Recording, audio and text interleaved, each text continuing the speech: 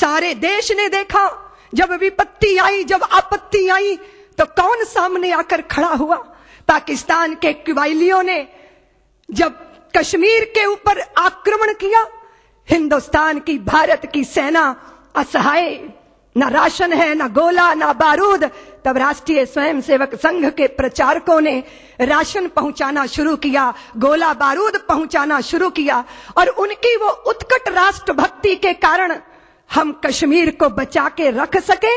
देश के पहले प्रधानमंत्री नेहरू जी को भी ये स्वीकारना पड़ा कि अगर राष्ट्रीय स्वयंसेवक संघ के स्वयं सेवकों ने अपनी सेवाएं मां भारती के चरणों में अर्पित ना की होती तो कश्मीर को बचाना मुश्किल हो गया होता।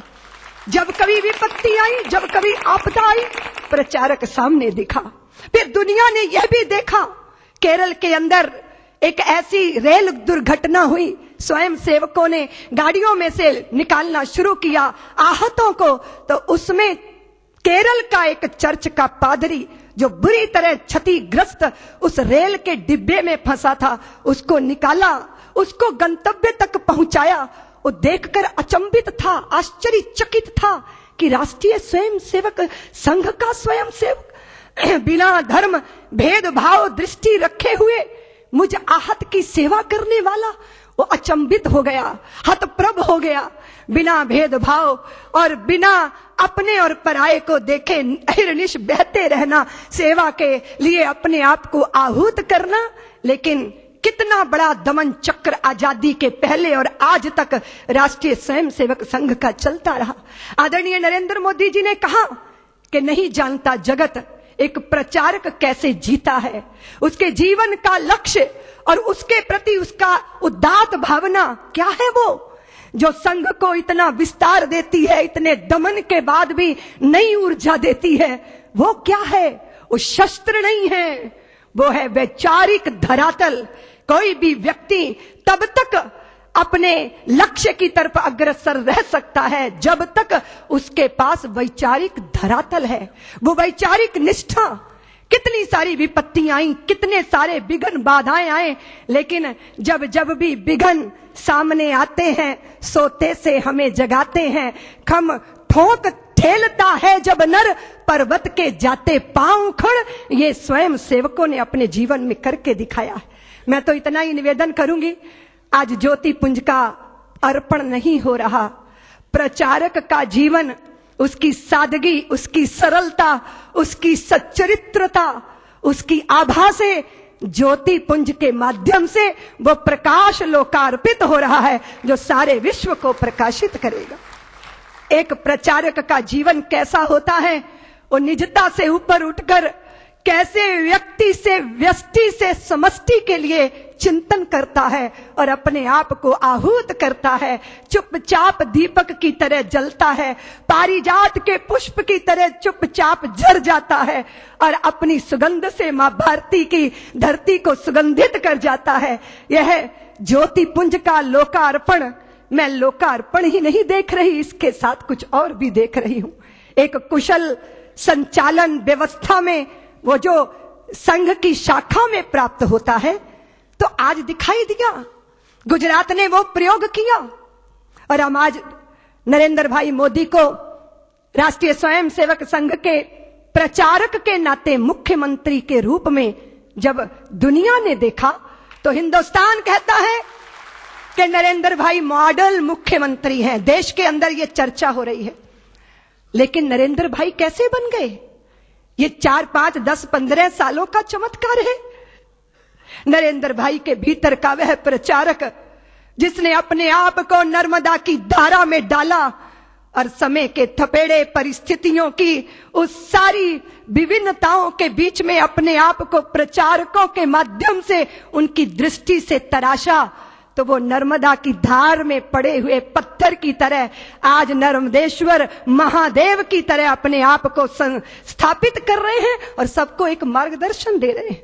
नरेंद्र भाई के भीतर मैं उस प्रचारक को आज राष्ट्र नायक बनते हुए लोकार्पित होते देख रही हूं।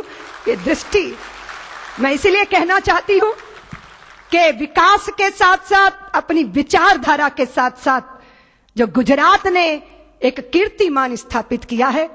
और नरेंद्र भाई ने 5.5 करोड़ गुजरात वासियों का पुत्र बनकर जो उनके सुख दुख के साथ अपने आप को अर्पित किया है, सचमुच ये गौरव और गर्व का दृश्य है।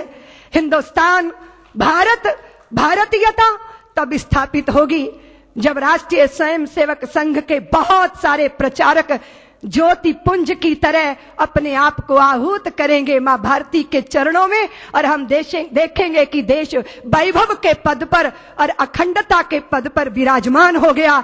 देश की सीमाएं सुरक्षित हुई, हमारी अस्मिता, हमारा स्वाभिमान, हमारा भाईचारा, हमारी पहचान, सब कुछ अक्षुण्ण ये तभी होगा जब संघ के प्रचारक अपनी भूमिका को इस तरह, वो राष्ट्रीय व्यवस्थाओं का संचालन, कितनी सुंदर व्यवस्था सारी देश में आज चर्चा हो रही है। इसलिए मैं आज गुजरात के लोक नायक के इस कार्यक्रम में पुस्तक के लोकार्पण में नहीं आई हूं, मैं राष्ट्र नायक के रूप में नरेंद्र भाई मोदी को देखती हूं।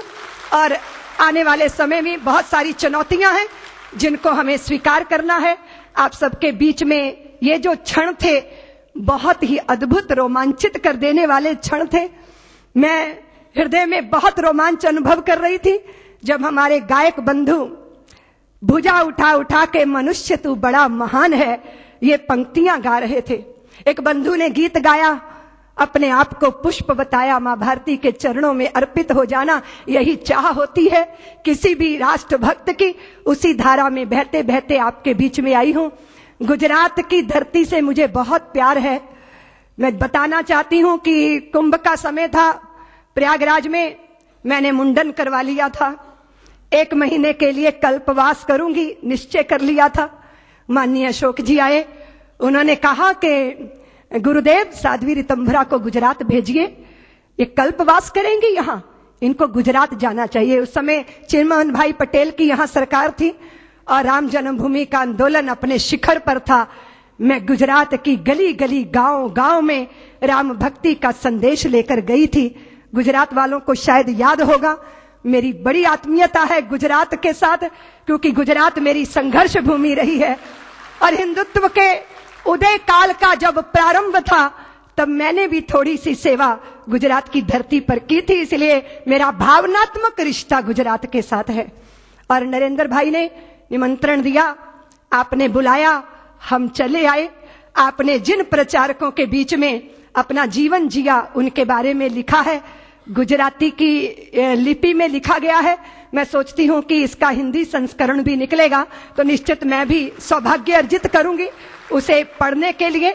आप सबसे इतना ही निवेदन करना चाहती हूं कि समृद्धि और सफलता के साथ सारे देश के अंदर सद्भावना के वातावरण का निर्माण करने के लिए राष्ट्रीय स्वयंसेवक संघ के प्रचारक अपनी अग्रणी भूमिका निभाएंगे और ये दृश्य मां भारती देखेगी।